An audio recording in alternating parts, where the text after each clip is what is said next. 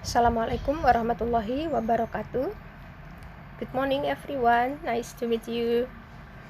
Okay, today we are going to study about simple present tense. Apa itu simple present tense?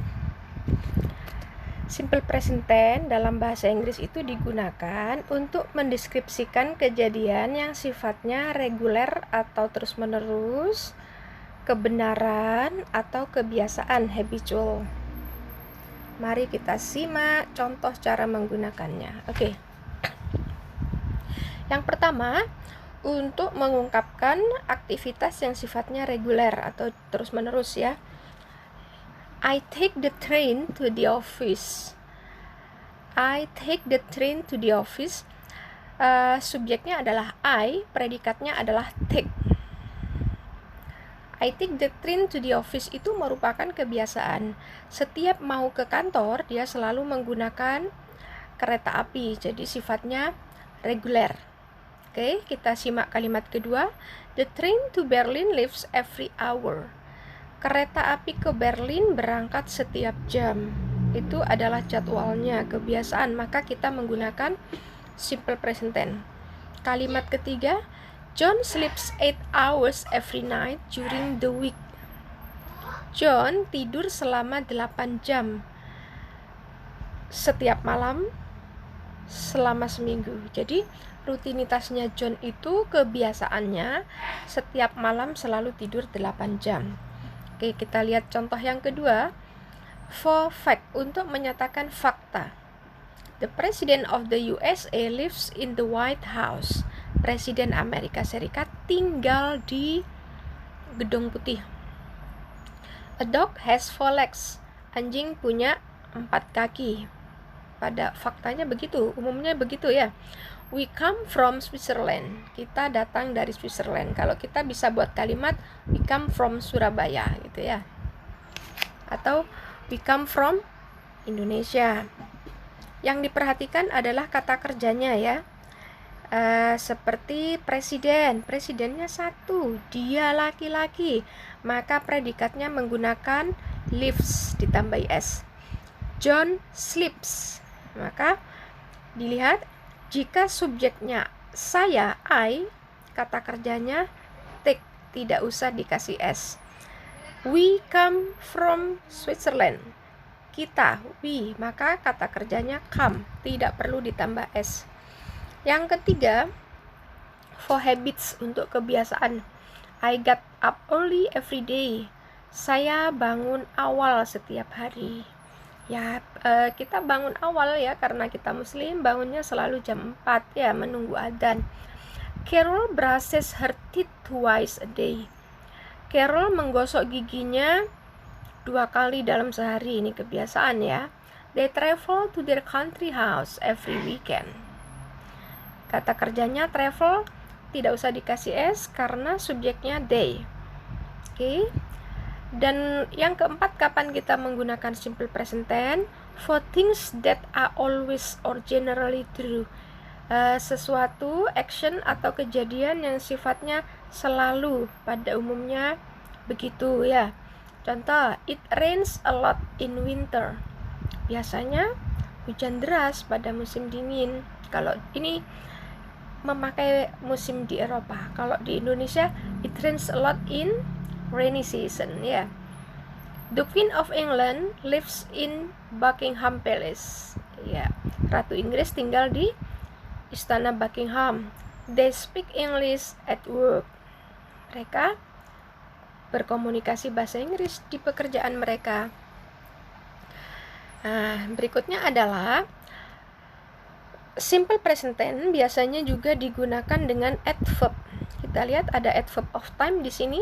Always itu artinya selalu, often sering, usually biasanya, sometimes kadang-kadang, rarely jarang, never tidak pernah, everyday setiap hari. I always come to school by car. Saya selalu datang ke sekolah dengan mobil. I don't come here very often. Saya tidak datang ke sini sangat sering. Jadi dia tidak sering datang ya. He usually eats breakfast at 7 a.m. Dia biasanya, usually, biasanya sarapan jam 7 pagi. Sometimes I go to party. She rarely cooks. He is never late for class. They sleep early every day. Verb conjugation and spelling. Nah, dalam kalimat simple present tense, umumnya untuk orang ketiga, masih ingat ya orang ketiga siapa? Orang pertama adalah saya, I. Orang ketiga adalah you, kalau tunggal. Kalau jamaknya they. Orang pertama tunggal I, orang pertama jamak we. Kalau orang ketiga itu he, she, it. Sendirian ya. They itu orang ketiga jamak. Oh, kalau orang kedua hanya you ya. Oke. Untuk predikatnya dalam kalimat simple present tense, predikatnya selalu menggunakan kata kerja dasar. Tetapi jika subjeknya adalah orang ketiga, the third person, maka predikatnya menjadi berubah. Contoh, untuk kata kerja yang berakhiran o, ch, sh, ss, x, z, maka biasanya ditambah es.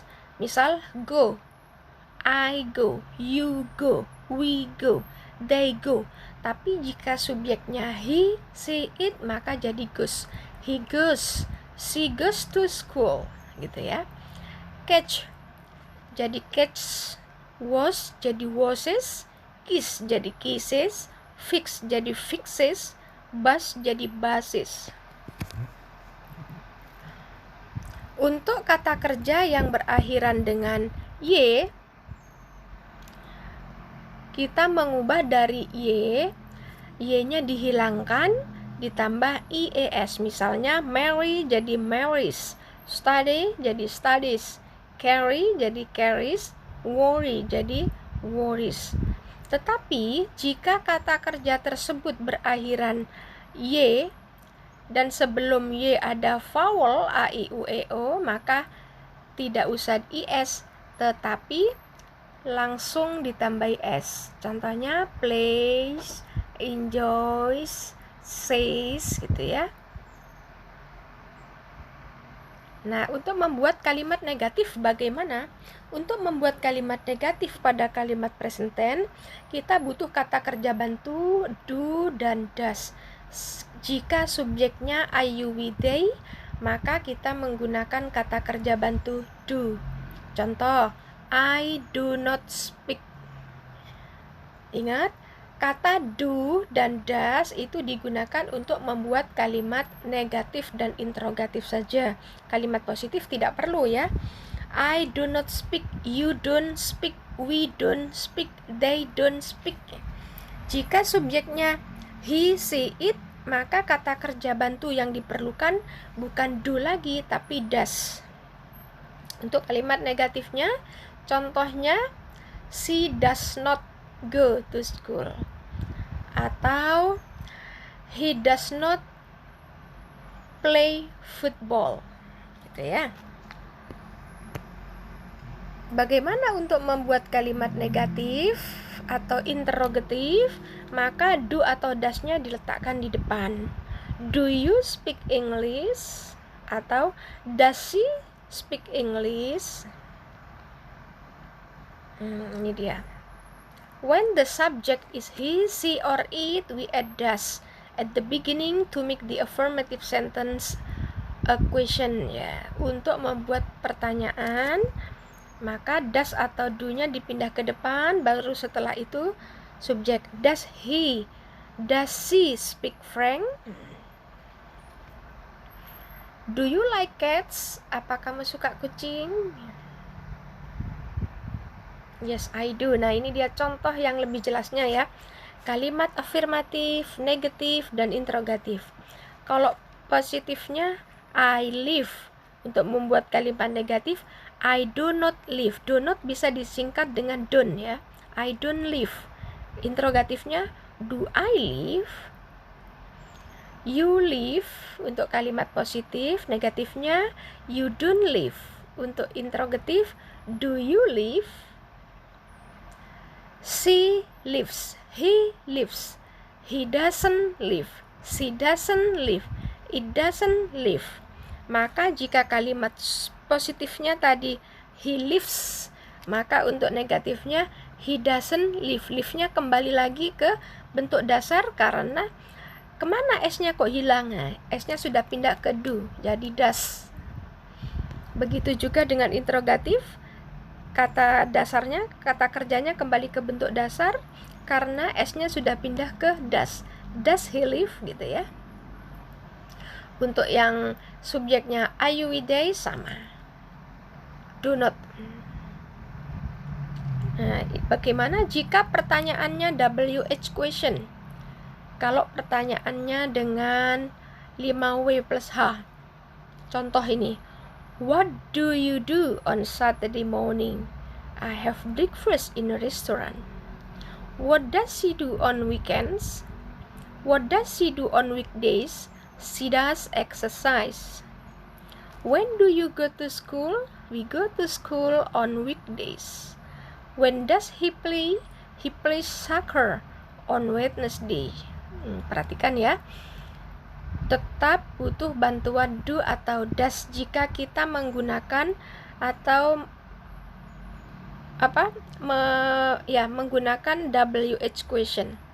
Tetap menggunakan do atau does. Nah, ini adalah contoh dalam kalimat pendek tentang Sam. In the morning, Sam wakes up. Nah, perhatikan Sam wakes. Kenapa kok ada wakes, ada S-nya? Karena subjeknya Sam. Sam itu pronounnya kan he ya. Sam wakes up at 6 a.m. Then he takes a shower and gets dressed. Karena subjeknya Sam, maka semua kata kerja atau predikatnya ditambah S atau ES tergantung dari kata kerjanya itu berakhiran apa. Tadi di depan sudah ada ya catatannya, oke? Coba kalian buat activity kalian sendiri, rutinitas kalian sendiri, mulai bangun tidur sampai tidur dengan memanfaatkan jam yang sudah kalian pelajari sebelumnya. Jadi, tulislah aktivitas beserta jamnya. Kamu bisa lihat contoh dari aktivitas Sam berikut ya. Kemudian pekerjaannya di mana? Boleh langsung ditulis di Google Classroom, boleh di buku tulis, kemudian difoto, dikumpulkan di Google Classroom. Oke?